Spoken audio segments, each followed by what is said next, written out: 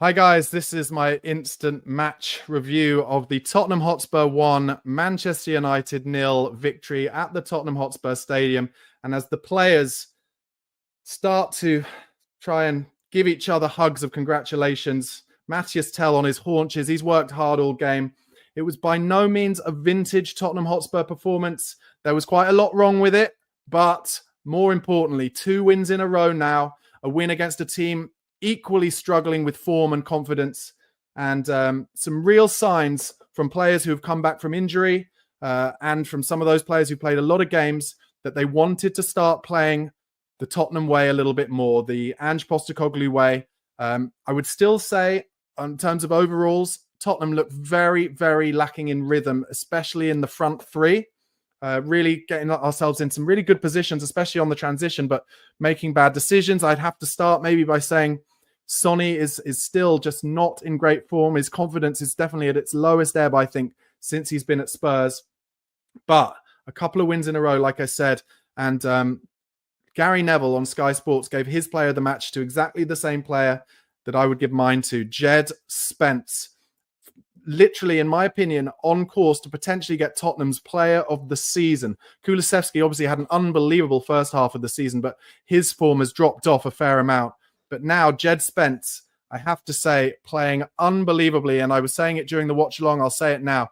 Thomas Tuchel should be thinking about putting Jed Spence in his first England squad, because he's playing out of this world football, like the best player on the park for Spurs and, well, for either team by a country mile, dropping his shoulder, beating players, beating the press by getting around people, which is something that Tottenham have not had the pace to do in their team all season. Now we see in the last few minutes of this game, we bring Wilson Odobert on the pitch, and we got Brennan Johnson on. He came on as a sub as well. And we've got a bit of pace about us with those two and Tell in the front line. So there are pacey options for Spurs going forward. But Jed Spence, over the last few months, the only player who has been willing to be brave enough to drop a shoulder and beat a pressing opponent.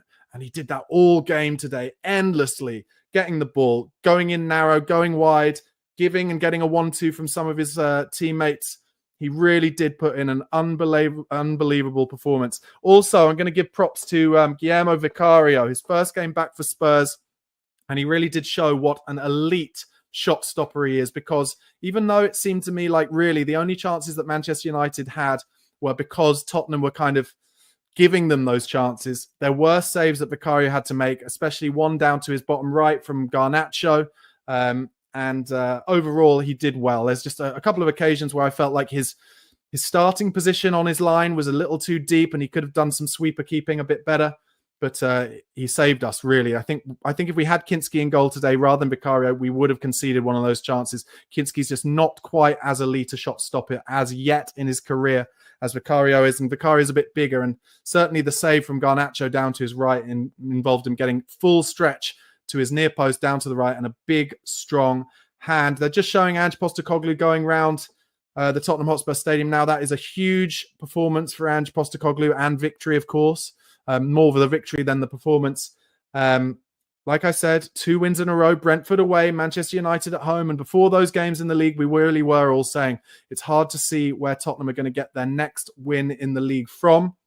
Well, we've got 2 in a row, and we go to Ipswich away next weekend. Another break all week for the players who are injured to get some more training into their legs, and maybe some more injured players to come back or get closer to coming back.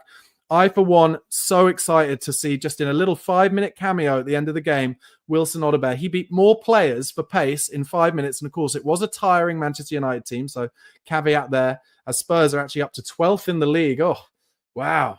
The top of the mountain, guys, nearly at the top of the mountain, 4 points behind Brentford in 11th. But to see Wilson Odobert use some acceleration and pace to get away from players just in that little 5-minute cameo, if we can get him properly fit, if we can get him and Van de Ven and Romero and Solanke properly fit for the beginning of March, and whoever we have to play in that Europa League last 16 game, and it looks like it'll be either Real Sociedad or AZ Alkmaar, then I could really see us very much potentially taking a good deep run into that. We could, I think, beat those teams, either of those teams. We've played AZ Alkmaar once before already this season, and get through to the last 8. And we've only been in the last 8 of the Europa League once. over the last 10, 15 years, and we went out meekly to Sevilla, as I remember it. So that was exciting to see Odegaard. I'll go through the players. I think Pedro Porro did well. He snapped into challenges. Obviously, as always, there were occasions where he was caught ahead of the ball, and a lot of Manchester United's most dangerous work did come in our right back position and in behind him, but worked really hard. I think Porro looked like he had benefited from a break. If Udogie, interesting actually, I guess that Udogie didn't come off the bench today, so maybe he's a little further behind the likes of Johnson and Odegaard, who did come off the bench. But as and when Udogie is fit to play, I would really like to see Pedro Porro get a break and Jed Spence come across to right back, and of course Udogie go into that left back position. That's what I'd like to see happen. But I'd give Pedro Porro a 7 out of 10. I'm going to give Vicario an 8 out of 10. A clean sheet, obviously, on his first return back. Jed Spence, I'm giving a 9.5 out of 10. Like, fantastic performance. I've already waxed lyrical about him.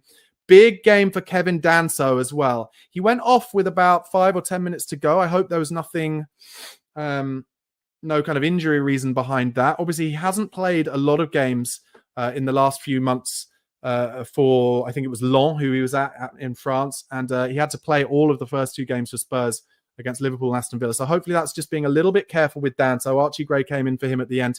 But I thought Danso was excellent. I'm going to give him an 8 out of 10. Put his body on the line, showed some pace in the second half, didn't let Garnacho get away from him when it looked like Garnacho would be in one-on-one. Won a lot of balls in the air and is more comfortable with the ball at his feet than I was expecting Danso to be. So it looks very much, I have to say at the moment, I've seen enough from Kevin Danso to say that I think he is and should be our third choice centre-back ahead of Dragusin. Now, obviously, Dragusin's going to be out for a long, long time with an ACL. It won't just be the rest of this season. I'm sure it'll be halfway into next season as well. So we're going to need to see a lot of Kevin Danso.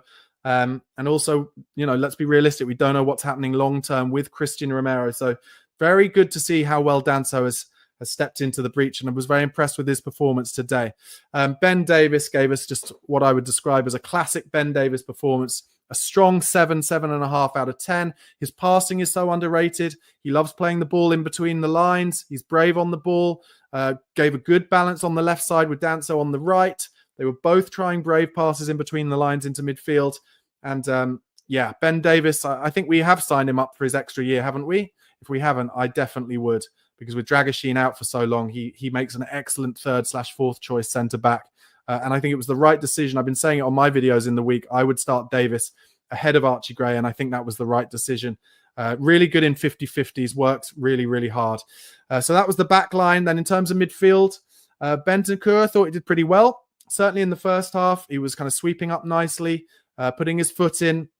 I mentioned a little bit on the watch along how his instinct does seem to be to go a bit back and sideways, but also he has been getting a lot of stick recently, Rodrigo Bentancur, for not being that present in the midfield when teams are on the transition against us and opposition teams getting so much space to drive through the midfield. So I imagine a little bit of that instinct to be a little bit backwards probably comes from just how much stick he gets and how he wants to make sure he's always in the right position in case we lose the ball. So I don't mind it on that side. I'm going to give Bentancur maybe a 6.5, 7 out of 10.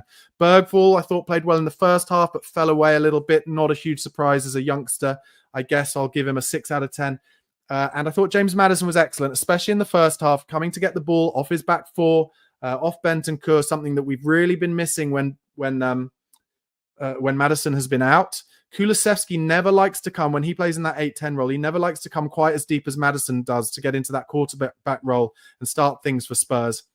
But Maddison was really doing that. So I'm going to give him a 7 out of 10. I thought he did well. And obviously he got his goal, which was really good following up from the shot from Lucas Bergvall. Maybe I was being unfair giving Lucas Bergvall a 6 when he got that important left foot shot away for our goal. So let's say 6.5 for Bergvall. I'm going to go 7 or 7.5 for Maddison. And then I will say Sonny, I'm afraid, didn't have a great game in my eyes. Let me know what you think in the comments. But I'm going to have to say 5.5 for Sonny. Not a great game. Lost the ball on myriad occasions.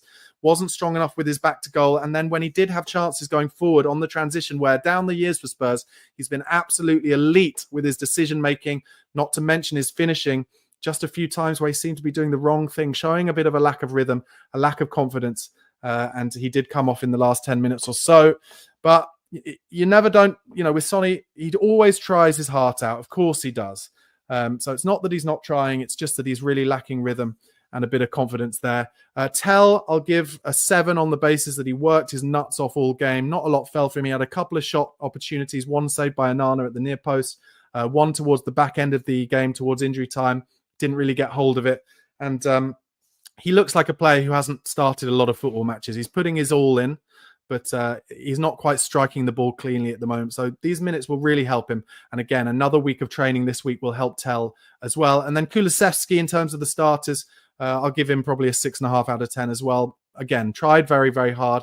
Not a lot coming off for him, but using his strength and his physicality a lot, which is not something Spurs are massively blessed with, and trying his hardest. Listen, the most important thing today, Tottenham got a win against Man United. We go above them. We're not the biggest laughing stock in the Premier League at the moment. That falls to the Old Trafford outfit, and I, for one, am pleased that it does.